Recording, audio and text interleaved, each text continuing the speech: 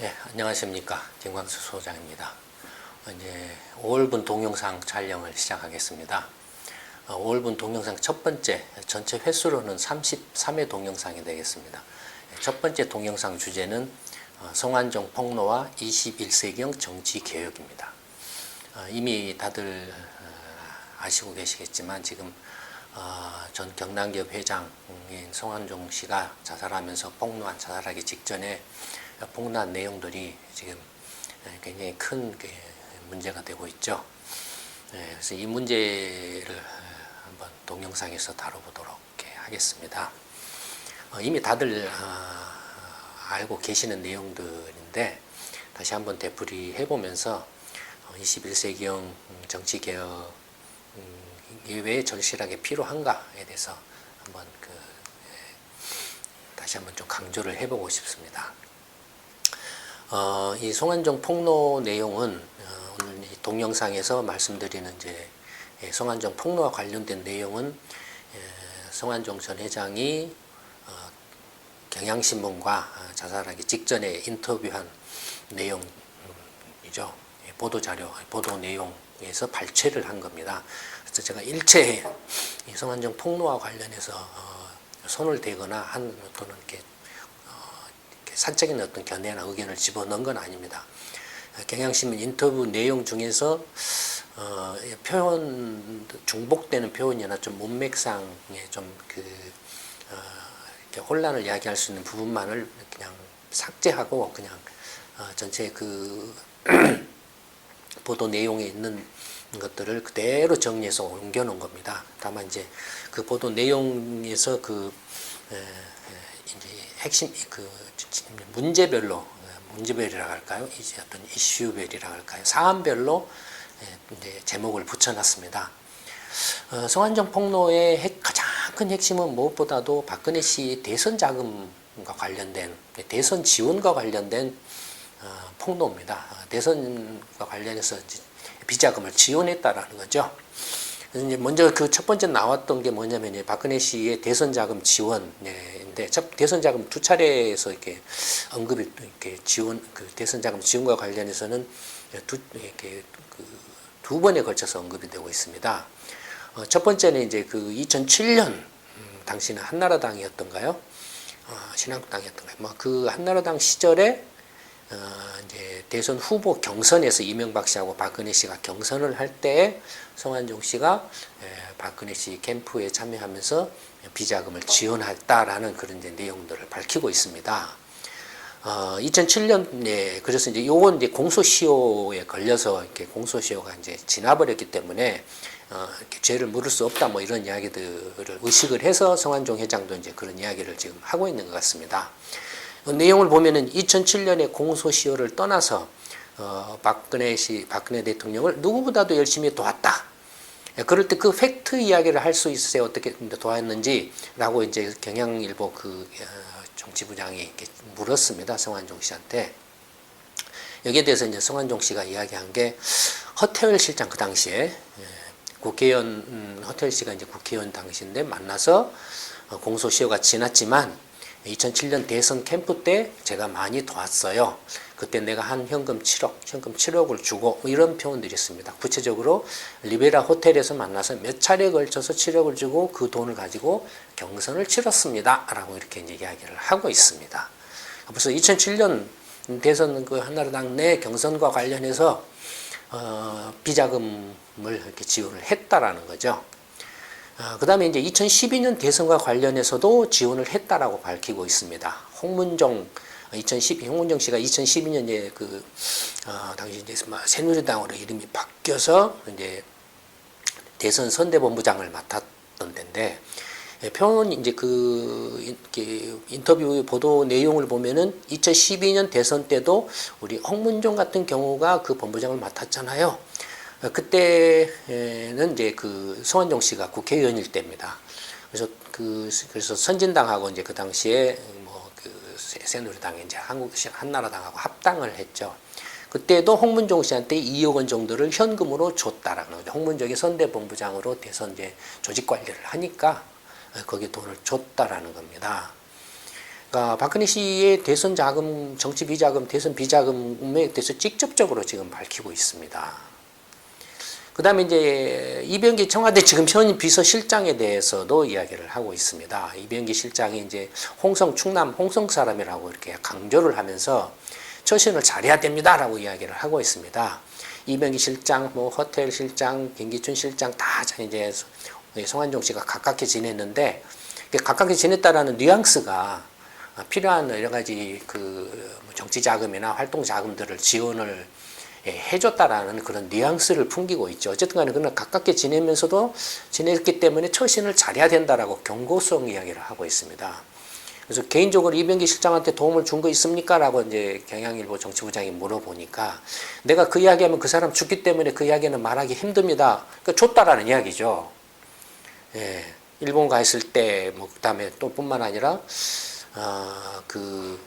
이병기 실장하고는 송환종 씨가 굉장히 오래전부터 알고 있었기 때문에, 예, 꾸준히 이렇게 많은 그 지원을, 도움을 줬다라는 그런 뉘앙스의 발언을 하고 있습니다. 그러니까 구체적으로 금액을 밝히고 있지는 않지만, 그걸 밝히면은 그 이병기 실장이라는 사람이 죽는다라는 표현을 직접적으로 이렇게 하고 있습니다. 이게 지금 박근혜 씨의 대선 문제, 박근혜 씨 대선과 관련돼서 직접적, 간접적으로 지금 송환종 씨가 지금 이렇게 폭로를 하고 있는 내용입니다. 그러니까 지금 가장 그 송환종 폭로의 핵심은 박근혜 씨의 대선 비자금 문제입니다. 명백히 지금 그 구체적인 증거들을 제시를 하고 있죠. 그 다음에 이제 김기춘 전 비서실장에 대해서도 이야기를 하고 있는데, 송환종 씨가 말하기를 김기춘 실장이 대한민국에서 제일 깨끗한 사람으로 돼 있잖아요 라고 말을 했습니다.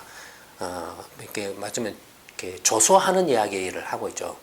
비웃는 듯한 이야기를 하고 있죠. 내가 송환종 씨 자신이 생각할 때는 자신이 김기춘 씨한테 해준 것만 해도 상당한데 마치 그럼에도 불구하고 깨끗한 척하고 있다라는 게 우습다라는 그런 이야기죠. 구체적으로 이제 예를 하나 들었던 게 2006년 9월 달에 박근혜 씨를 데리고 이제 김기춘 씨가 벨기에하고 독일을 갔다라는 거죠. 그때 이제 김기춘 씨한테 직접 송환종 씨가 10만 달러를 이렇게 롯데호텔 헬스클럽에서 직접 줬다라는 겁니다. 그러니까 2006년이면 벌써 지금부터 올해가 지금 2015년이니까 거의 10년 전 이야기를 정확하게 기억을 하고 있죠, 송환종 씨가. 보통 웬만한 그 사업을 이렇게 하고 10년 넘게 이렇게 하다 보면 10만 달러가 큰 돈이긴 해도 줬었던가 얼마를 줬을지 어디서 줬지 뭐 이런 정도 주기는 줬는데 내가 정확하게 그건 기억을 못한다 이런 것이 보통입니다. 근데 정확하게 기억을 하고 있어요. 금액과 준 장소마저도 정확하게 기억을 하고 있습니다. 이건 뭘 말하냐면 송환종 씨가 죽기 전에 그래 나를 이렇게 왕따를 시켜? 내가 이렇게 많이 그 헌신적으로 도와주고 밀어줬는데 나를 이렇게 찍어내? 라고 하고서 그에 대해서 그 보복을 하려고 이렇게 폭로를 통해서 보복을 하려고 그런 것들을 전부 이렇게 그 수첩이라든지 아니면 자기 비망록이라든지 아니면 보좌관들한테서 확인을 해가지고 아마 다시 되새김 확인을 한 후에 이런 이야기들을 하지 않았나 인터뷰를 이렇게 하지 않았나 생각을 합니다. 작심을 하고 하지 않았나 생각을 합니다. 그렇지 않으면은 거의 10년 전에 그 10만 달러를 준 금액 돈과 10만 달러 정도면은 한 1억 원 정도 되죠. 물론 금액이 큰 돈이지만 그러나 이런 그 건설 회사 같은 경우에 큰 회사를 하는 사람의 입장에서 보면 돈 1억 원 정도는 그냥 이렇게 우습죠. 우습고 그다음에 어쨌든 그 장소도 롯데호텔 헬스클럽이라고 딱 특정해서 이렇게 이야기할 정도면 이미 다 그 사실관계를 나름대로 확인해가지고 지금 밝혔다라는 겁니다. 이것도 사실은 지금 박근혜 씨하고 직접 간접적으로 지금 연루가 되어 있습니다. 그 다음에 이제 지금 송환종 폭로에서 가장 이제 초반부 지금 거의 이제 시작 단계죠. 지금 이제 뭐 검찰이 수사를 하고 있지만 벌써 상당히 지금 많은 의심을 사고 제대로 수사를 할 건지에 대해서 많은 사람들이 의심을 사고 있지만 어쨌든 송환종 씨가 폭로하실 때 가장 그래도 개인적으로 그 유감을 표명했던 사람이 이한구 씨입니다. 이한구 씨는 이제 국무총리였죠. 그래서 앞에 보신 것처럼 김기춘 전 비서실장, 청와대 이병기 평화대 비서실장, 홍문종 대선 선대본부장, 뭐 이렇게 타이틀을 붙여놨는데 이한구 씨는 타이틀을 붙이려고 할 겨를이 없었어요. 그냥 국무총리 붙이려고 하는데 국무총리 타이틀이 뚝 떨어져 버렸어요. 그래서 그냥 여기다가 이한구 전 국무총리 하려다가 성한종 씨가 대놓고 직접적으로 이한구는 사정대상 1호다라고 그래서 이렇게 이 앞에다도 이한구 사정대상 1호 이렇게 타이틀을 붙여놨습니다. 그래서 사정을 당해야 될 사람이 거기서 사정한다고 소리 지르고 있는 이한구 총리 같은 사람은 사실 사정대상 1호입니다라고 송한종 씨가 직접 이렇게 인터뷰에서 이야기를 했습니다. 보궐선거에서 이제 한 3천만 원을 현금으로 직접 아까 좀 이슈 화제가 됐던 거 있죠. 비타 500인가 뭔가에다가 조그마한 박스에다 3천만 원을 넣어서 직접 전달을 했다라는 거죠. 근데 그동안에 얼마나 이제 같은 동양인으로서 이렇게 정치적인 어떤 비자금이 됐든 뭐가 됐든 많은 지원을 해줬겠습니까? 돈 3천만 원 줬다고 그래서 이걸 가지고 지금 이렇게 했겠습니까? 가장 이제 최근에 직접적으로 이렇게 주었던 것을 기억이 이제 살아있기 때문에 이런 이야기를 한 거겠죠. 그러니까 사실 그 인터뷰 내용을 보면은 이 3천만 원 정도뿐만에서 그치는 게 아니고 오래 전부터 계속 자기는 송한종 씨는 자기 나름대로 성심성의를 다해서 도왔다라고 이렇게 이야기를 하고 있습니다. 그 다음에 이제 홍준표 경남지사한테도 이제 이렇게 돈을 줬다라는 이야기가 직접적으로 나오고 있죠.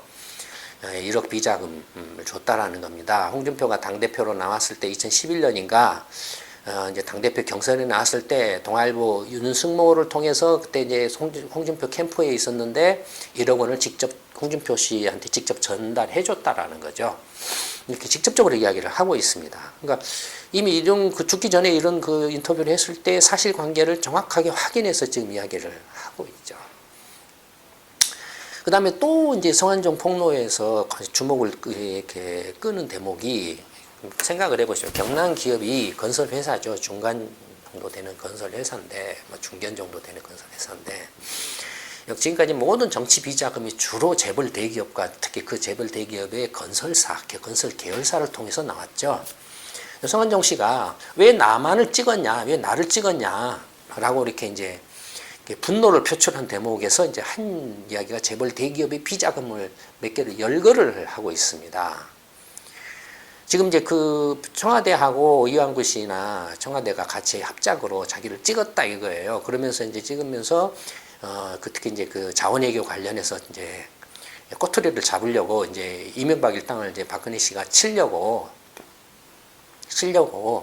자기를 이제 찍어서 자원외교 관련해서 비리를 캐려고 했다라는 거예요. 그러면서 이제 비자금이 이제나 비리가 안 나오니까 이제 경남기업이 이렇게 1조 원 분식회계를 했다라고 말을 했다라는 겁니다. 근데 그 분식회계와 관련해서 이제 성한종 씨가 한 말이 뭐냐면은 1조 분식이라고 그게 말이 됩니까? 우리가 다 떨어낸 거다라는 그동안의 부실 자산들이나 부실들을 다 떨어냈다라는 거죠. 뭐 예를 들어서 이제 정치 비자금으로 준 거라든지 뭐라든지 이런 것들을 내가 니들 뒷돈 대주고 뭐 하느라고 분식회계하고 그래서 그거 다 다른 명목으로 처리해 놨는데 그거 떠느라고 1조 원을 떨어냈는데 그럼 나만 떨어냈느냐 이거예요.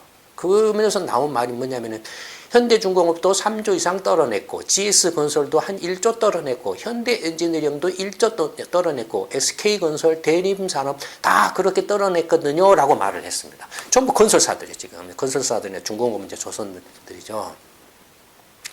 현대중공업도 뭐 안에 건설부가 있긴 있으니까 어쨌든 그러나 조선회사죠. 전부 건설사. 그러니까 나만 이렇게 정치 비자금을 주고 정치 비자금 주면서 이렇게 회계 분식 회계 처리한 걸 나만 떨어냈냐라는 그런 이제 투협 이야기를 이렇게 한 겁니다.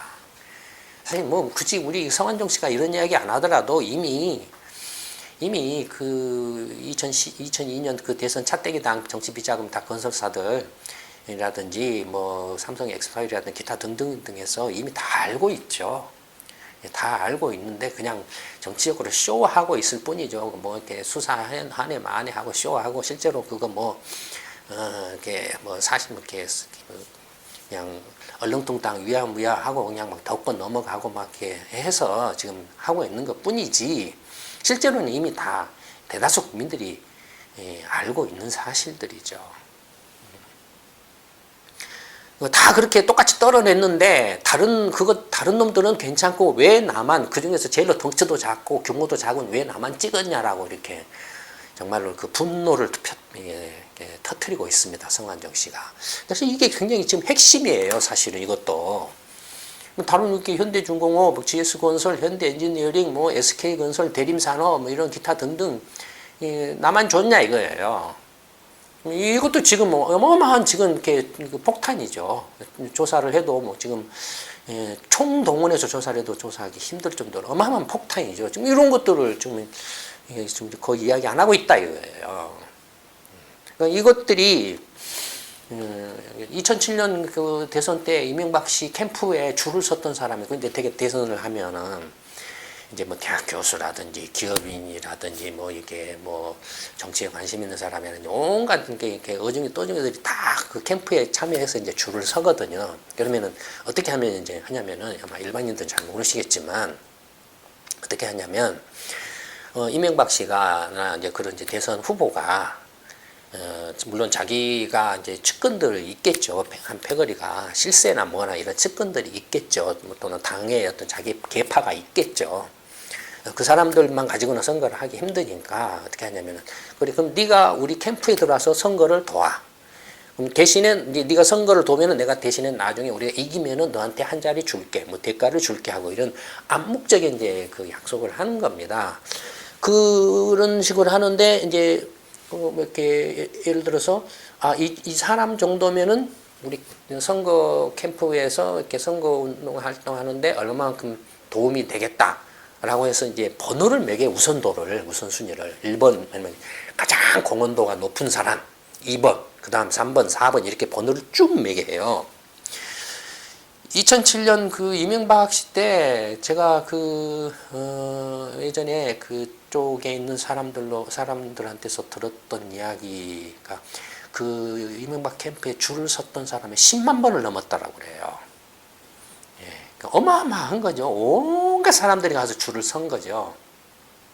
예. 10만 번을 넘었다라고. 그러면 그 10만 번을 넘은 사람들 중에 그래 나는 내가 가서 우리 동네 가서 내가 몸으로 때워서 할게 나는 돈이 없으니까 뭐 또 돈인 사람 내가 그러면 좀 돈을 좀 뒷돈을 내가 대줄게 뭐 이렇게 한 것 했지 않겠습니까? 돈을 댄 사람들은 어떻게 하겠습니까? 당연히 그에 대한 이제 나중에 대가를 챙기려고 하겠죠.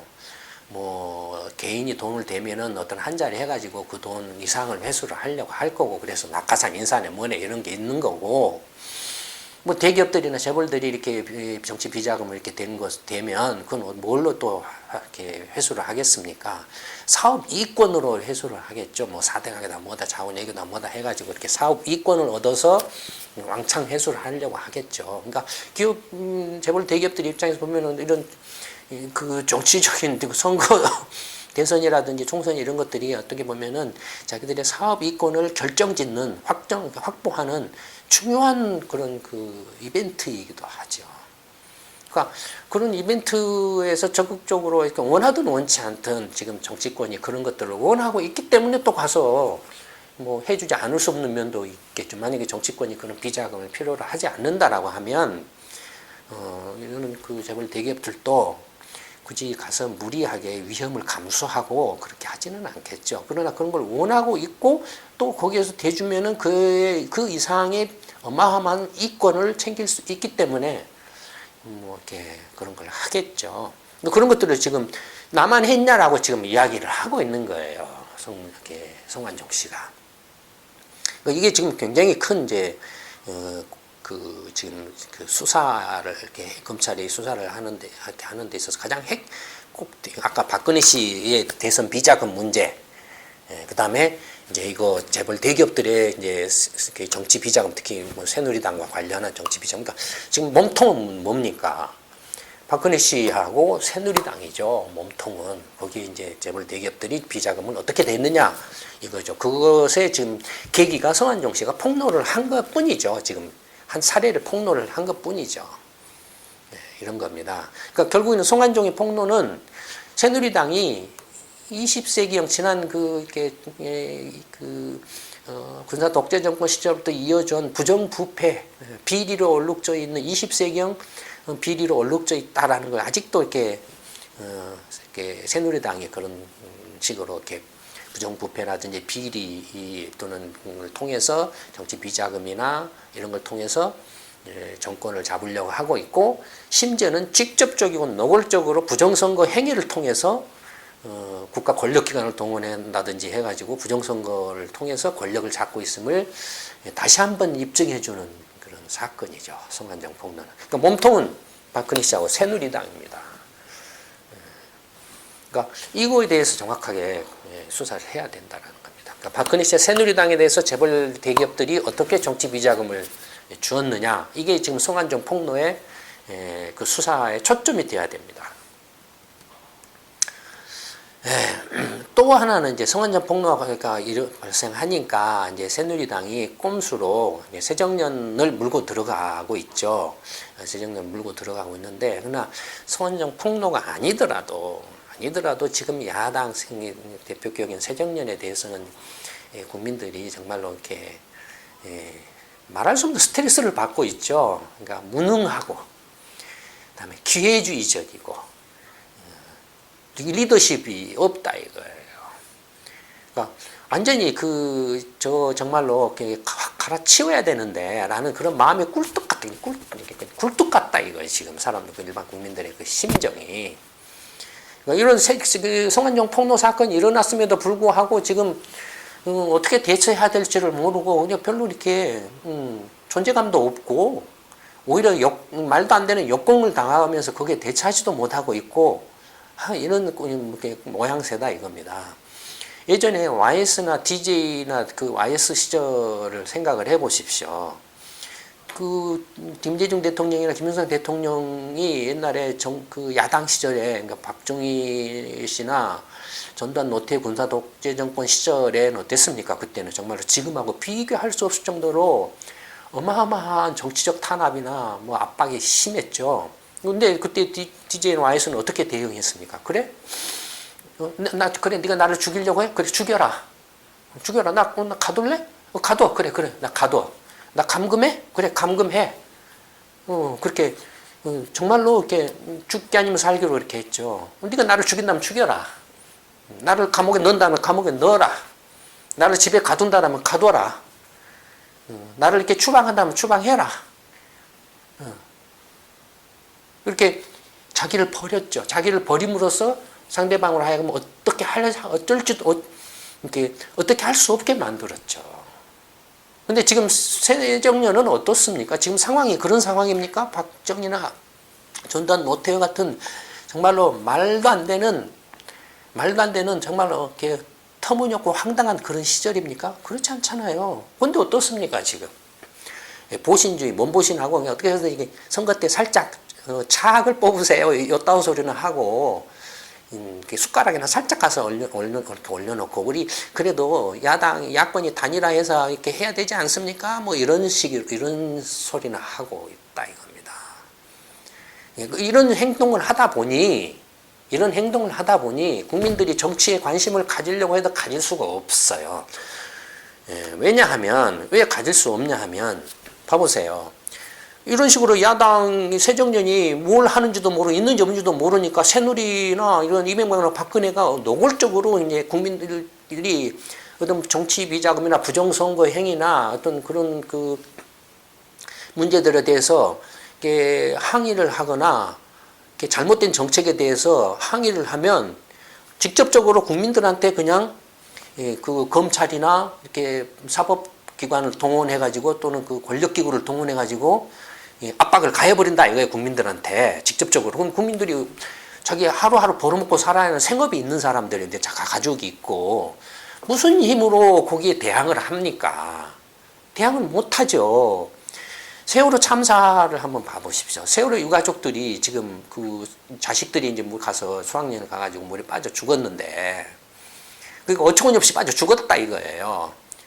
근데 생각을 해보시죠. 지금 국민의 생명과 안전을 지키는 것은 정치가 해야 될, 정치권이 해야 될 가장 최우선적인 책무죠.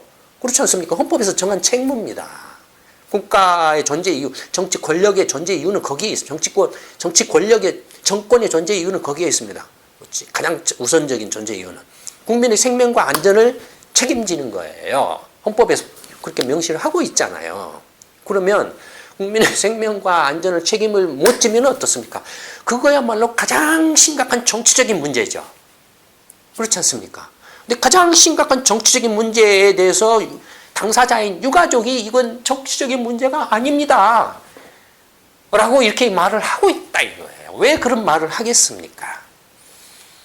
야당인 새정년이 그걸, 그래, 새누리나 박근혜 씨나 이명박이 이렇게 세월호 참사와 관련해서 또는 부정부패 비리 권력형 행위에 대해서 새정년이 이 과거 DJ나 YS처럼 그래 네가 나를 죽일래? 그럼 한번 죽여봐. 감옥에 넣어? 내 감옥에 가둬. 우리 이렇게 집에 이렇게 감금해? 그래 감금해봐라고 이렇게 내가 그거 아니면 나 한번 내가 내 굶어 죽을 거야 YS처럼. 그래 네가 한번 배째봐. 라고 이렇게 해야 대신 정치적으로 그렇게 사법기구나 권력기구를 동원해가지고 압박을 가하면 그걸 받아주는 역할을 야당이 해야 되죠. YS나 DJ처럼 그 가신들을 데리고 그 방패막이를 해야 되죠. 근데 그런 방패막이를 안 해버리니까 그냥 직접적으로 국민들한테 그냥 와서 그냥 그는 눌러버린다 이거예요. 언론이고 뭐고 동원해가지고. 근데 국민들 어떻습니까? 가장 절실하고 심각한 정치적 문제인데도 불구하고 그걸 정치적 문제가 아닙니다. 우리는 안전을 위해서 주장하는 겁니다라고 말도 안 되는 이런 행동들을 지금 하고 있다 이거예요. 이런 야당 새정년이 이런 게 왜 이런 게 있어야 되냐 이런 것들이.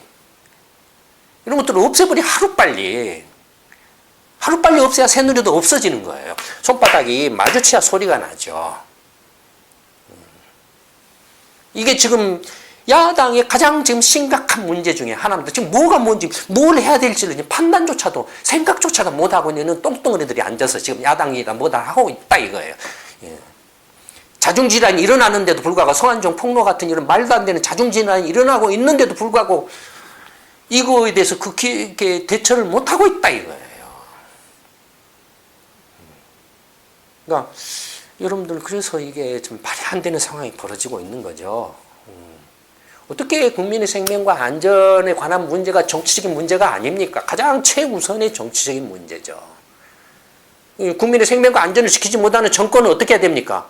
갈아치워야 되잖아요. 정치적으로 갈아치워야 되잖아요. 국민의 생명과 안전을 지키지 못하는 그런 무능하고 부도덕한 정권을 어떻게 유지를 할 수 있습니까? 정치적으로 갈아치워야 되죠. 정치적인 싸움이 되는 거죠. 그런데 거기에서 눈치만 보고 있다 이거예요. 유가족들은 가서 그냥 대신 가서 그래 나 죽이려면 죽여라. 내 자식이 죽었는데 내가 부모 입장에서 자식이 죽은 거 억울하게 죽은 거 그게 내가 니들 나 감옥에 가두고 뭐 한다 해서 내가 그거 무서워서 못하냐. 그래 배째라 죽여라 라고 이렇게 유가족이 하고 있다 이거예요. 그 뒤에 숨어서 그냥 눈치만 보고 있다 이거예요 지금. 그 방패막이를 해도 모자랄 판국에 국민들이 세금으로 왜 그 국회의원들한테 세배를 줍니까? 월급을 줍니까? 그런 거 하라고 월급 주는 거잖아요. 그 사람들은 그 월급을 받아서 이 1년 365일 임기 동안 4년 동안 내내 그것만을 하고 있는 사람들이잖아요. 그게 생업이잖아요. 그 사람들의. 일반 국민들은 먹고 살아야 되잖아요. 가서 일해서. 그러니까 안 됩니다. 이게 바꿔치워야 됩니다. 그래서 21세기의 정치개혁이 절실한 겁니다. 지금. 이제 세상이 바뀌었습니다. 여러분들 정치란 무엇이라고 생각하십니까? 예전에는 뭐 이렇게 이제 뭐 사상적으로나 철학적으로나 정치학적으로 이렇게 학문적인 발전이나 이렇게 정치사에 정치사, 서양 정치사, 뭐 동양 정치사 이렇게 발전들이 있었죠. 그게 많은 이야기들이 있는데 가장 일반인들이 알기 쉽고 직관적으로 많이 들어온 이야기 중에 하나가 뭐냐면은 정치란 뭐냐 하면 단순히 이해 집단 간의 이해관계나 갈등을 조정하는 것이 정치다라고 이렇게 알아왔다 이거예요. 근데 그런 부분도 없잖아 있어요. 그러나 그게 정치가 아닙니다. 다가 아닙니다. 그건 20세기형 그 이전 시절의 정치, 막 근대 국가로 넘어 들어오면서 정치란 뭐냐? 서로 이제 근대 국가로 들어오고 이제 민주주의라는 게 시행되고 그래서 각자가 자기 목소리를 이제 자유롭게 낼 수 있게 되니까 왜냐면 서로 이제 이해관계가 달라서 갈등이 생길 거 아니겠습니까? 그럼 갈등을 조정을 하는 게 이제 굉장히 정치의 중요한 어떤 역할이나 어떤 기능이 됐죠. 그래서 자연스럽게 나온 이야기예요. 정치라는 것은 분명히 그 이해관계나 갈등을 이렇게 조정하는 그런 기능이 있지만 그러나 그것은 아주 그 소극적이고 피동적인 정치에 불과합니다. 그건 이제 21세기형 정치하고는 이제 거리가 멉니다. 그런 식의 정치로는 이제 21세기 변화된 세상을 이끌어갈 수가 없습니다. 그런 것은. 왜냐하면 생각을 해보십시오. 예를 들어서 님비 현상 같은 걸 한번 생각해 보십시오. 어쨌든 간에 사람이 막 죽어 이제 고령화 돼가지고 근데 서울 서초동에다가 이제 그 화장터를 만들려고 한다. 그러니까 주민이 못 만들게 한다 이거예요. 그 지역 주민이. 그래가지고 다른 뭐 경기도로만 이렇게 그 화장터를 만들려고. 경기도에 사는 사람이, 야, 당신들이 사는 그 동네에서 죽은 사람들이 당신 동네에서 처리하지 왜 우리 동네에서 처리하냐? 뭐 이렇게 한다 이거예요. 그러면은 그걸 예를 들어서 이해관계가 서로 갈등이 있으니까 그러면은 어떻게 합니까? 어떻게 조정합니까? 그걸 방법이 없어요. 조정할 방법이 없어요. 다수결로 하자 이거예요. 그게 민주주의라는 거예요. 이게 정치입니까? 이게 문제 해결 방법입니까? 아닙니다. 이건 예를 들어서 직접적으로 눈에 보이는 거지만 눈에 보이지 않거나 또 일반 사람들이 쉽게 좀 판단하기 힘든 것도 많아요. 근데 지금 금리를 올려야 될지 내려야 될지 판단하기 힘든 거예요. 예를 들어서 금리를 올리면은 은행에 예금한 사람들은 이자가 많아지니까 이득이 되지만 반대로 이렇게 대출을 받은 사람은 대출 이자 부담이 늘어나서 반대를 할 거고 금리를 내리면은 그 반대가 되겠죠. 이런 경우에는 어떻게 결정을 해야 되냐? 금리를 오리고 내리고 하는 게 이게 경제 문제입니까? 아닙니다. 정치가 어떤 정권이 어떤 정권 그 세력이 정권을 잡느냐에 따라서 이 정책이 달라져요. 그러니까 모든 경제 정책이든 모든 정책은 다 정치 세력에 의해서 결정나는 겁니다. 정치 행위예요. 정책이라는 건. 그러니까 정치는 정책 집합을 여러 많은 정책들을 가지고서 국가를 경영해가는 책략이 정치죠. 그러니까 단순히 어떤 그 정치라는 게 이해 갈등이나 어떤 그 이해관계를 조정하는 것만이 정치가 아닙니다. 21세기의 정치는 뭐냐면은 먼저 정당들이 현실적으로 존재하는 문제나 아니면 발생할 가능성이 있는 문제나 또는 앞으로 이렇게 그 미래를 위해서 그 해 나가야 될 과제들, 국가적 과제들에 대해서 먼저 대안을 제시를 하죠. 먼저 문제를 이렇게 제시를 하죠. 이런 문제가 지금 있는 걸로 파악이 되고 있습니다. 라고 국민들한테 설명을 하고. 근데 이 문제에 대해서는 우리가 이제 이렇게 검토를 해보니까 이런 대안이 한 두 개, 이제 세 가지 대안이 있습니다. A안, B안, C안 이렇게 세 가지 안이 있습니다. A안을 선택하면 이런 장점과 단점이 있고 B안을 선택하면 이런 장단점이 있고 C안을 선택하면 이런 장단점이 있습니다. 근데 우리가 판단해 볼 때 A, B, C 세 개 안 중에서 그래도 A안이 가장 부작용이 적고 이득이 가장 큰, 그래서 많은 국민들이 공감할 수 있는 그런 안이라고 생각합니다. 근데 저희는 그렇게 생각하는데 국민 여러분들은 어떻게 생각하십니까? 라고 이렇게 안을 먼저 던져줘야죠. 대안을. 그냥 가만히 새누리나 새정치냐 그냥 가만히 못된 짓거리 뒤에서 비자금 받고 지들끼리 막 엉터리 짓거리 하고 있고 문제는 문제대로 계속 터지고 있는데 터지면 그때 가서 이제 우리가 무슨 보편적 복지나 선택적 복지는 말도 안 되는 사기 엉터리 소리만 하고 있고 뒷북치기나 이렇게 세월호 참사가 일어나면은 무슨 뭐 이제 뭐 이렇게 생쇼나 무슨 이렇게 안전 뭐 이렇게 종합 안전분과 뭔가 이런 게 만듭니다. 어쩌면 이렇게 엉터리 짓이나 하고 있다. 뒷북치기는 하고 있고 그냥 귀에 눈치만 보면서 슬쩍슬쩍 귀에만 보고 귀주적인 행동을 하고 있다 이거예요. 정치는 그런 게 아닙니다.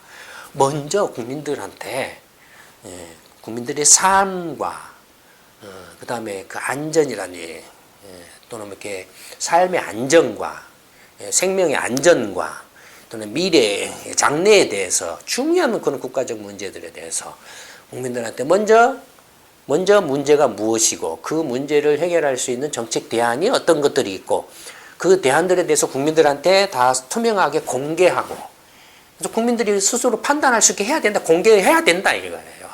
정보 투명성이 그래서 중요하다 이거. 국민들이 바보가 아니잖아요. 그리고 정치 모든 출발은 국민들의 선택에 의해서 일어나잖아요. 뭐 헌법에서 주권 재명 대한민국의 권력은 모든 게 국민으로부터 나온다 이렇게 말을 했잖아요. 국민들이 권력을 행사하려면은 무엇이 문제이고 무엇이 진실이고 무엇이 사실인지를 먼저 정확하게 알아야 판단을 할 수 있잖아요. 그걸 바탕으로 해서 국민들이 가지고 있는 권력을 행사할 수 있잖아요. 그러니까 먼저 정보를 투명하게 공개를 해야 된다. 그냥 왼쪽에서 일어난 것만을 이렇게 공개하는 게 정보 공개가 다가 아니다 이겁니다. 보이지 않는 문제까지도 감춰져 있는 또는 잠재되어 있는 문제까지도 미리서 끄집어내 가지고 국민들이 이게 문제구나라고 느낄 수 있을 정도로 먼저 이렇게 정보를 투명하게 공개하고 밝히고 대안을 제시하고 국민들이 그걸 보고서 현명하게 선택할 수 있는 기회를 줘야 되죠. 그게 말하자면 정치적 리더십이죠. 그러니까 21세기의 정치라는 뭡니까? 정책 대안을 제시할 수 있는 먼저 선도적으로 선제적으로 문제가 발생하기 전에 문제를 예방하는 차원에서 또 문제를 해결하는 차원에서 선제적으로 정책을 제안할 수 있고 그 제안력을 바탕으로 해서 국민들을 공감대를 얻어서 국민들을 하나로 모아가지고 이끌어갈 수 있는 리더십. 이게 21세기형의 정치죠. 쥐약이나 작을 뽑아야 됩니다. 이런 게 아닙니다. 21세기의 정치는 정책 제시 능력, 정책 대안 제시 능력. 그 정책 대안을 제시함으로 인해서 국민들을 하나로 모아서 이끌어갈 수 있는 정책적 리더십을 발휘할 수 있는 것. 이게 21세기형의 정치입니다. 그래서 한국 지금 새누리나 새정년 이런 능력이 없어요. 부도덕하고 온갖 부정하고 부패하고 비리하는 방식으로 해서 자기들 밥그릇만 챙기려고 하는데 혈안이 되어 있을 뿐이죠. 이런 미래를 향한 리더십이라는 걸 찾아볼 수가 없어요. 이런 사람들은 이미 20세기형의 정치 세력, 20세기형도 아니에요. YS나 TJ처럼 자기가 정말로 절체절명의 정치적 상황에서 목숨을 내던지고 싸우는 그런 정치 세력도 아니에요. 정치 쓰레기예요, 지금. 새누리나 새정년은, 야당들은. 이런 거 빨리 물갈이를 해야 됩니다. 이 물갈이를 안 하면은, 세월호 참사를 포함해서 국민들의 삶의 안정이나, 저출산 고령화, 주택 문제, 일자리 문제, 건강 문제, 노후 문제, 아픈 문제, 애들 가르치는 교육 문제, 이런 문제를 합리적이고 현명하게 해결할 수 없습니다. 여러분들. 복지나 세금, 정세 이런 것 가지고 문제를 해결하려고요? 그 미친놈들입니다.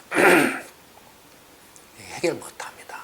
누군가가 먼저 돈을 벌어야죠. 벌 수 있는 길을 넓혀야죠.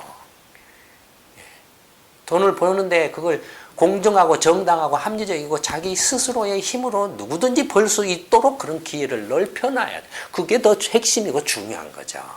뭐가 뭔지도 모르고 선거 때만 되면은 어떻게 쓰든지 먼저 한 번 더 해먹으려고 말도 안 되는 엉터리 슬로건만 내던지면은 어떻게 됩니까? 그리스 같은 꼴 난다 이겁니다.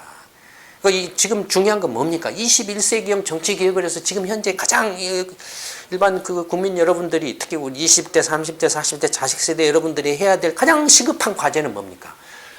21세기형 정치 개혁을, 정치를 실현할 수 있는 새로운 정치 세력, 새로운 정치 대안을 만드는 게 가장 시급하죠. 새누리나 새정년을 확 이렇게 물갈이 할 수 있는 새로운 정치 대안을 만드는 게 지금 무엇보다도 절실합니다. 성완종 폭로를 통해서 도달하는 결론은 새로운 정치 대안을 만드는 거라는 겁니다. 하루빨리 20세기형 또는 지금 이렇게 정치 거의 쓰레기화된, 그러니까 지금 국민들의 생각은 어떻습니까? 모두가 다 쓰레기라고 생각하는 거예요. 정치도 쓰레기, 언론도 쓰레기, 그러니까 다 언론 기레기 이런 말 있잖아요. 근데 쓰레기라고 생각한 걸로 그 문제가 해결되냐 이겁니다. 해결 안 되죠. 욕만 하고 못하고 한다라고 해서 해결이 안 됩니다. 새로운 정치 세력을 만들어서 새누리당, 새정년을 완전히 물갈이를 해야만 문제를 해결할 수 있습니다. 여러분, 다시 한번 이순신 프로젝트에 관심을 가지시고 적극 참여하시기 바랍니다. 그것만이 21세기 정치 개혁을 통해서 한국호가 침몰하지 않고 살아남을 수 있는 유일한 길입니다. 5월달 첫 번째 동영상 성완종 폭로와 21세기형 정치 개혁은 이걸로 마치도록 하겠습니다. 감사합니다.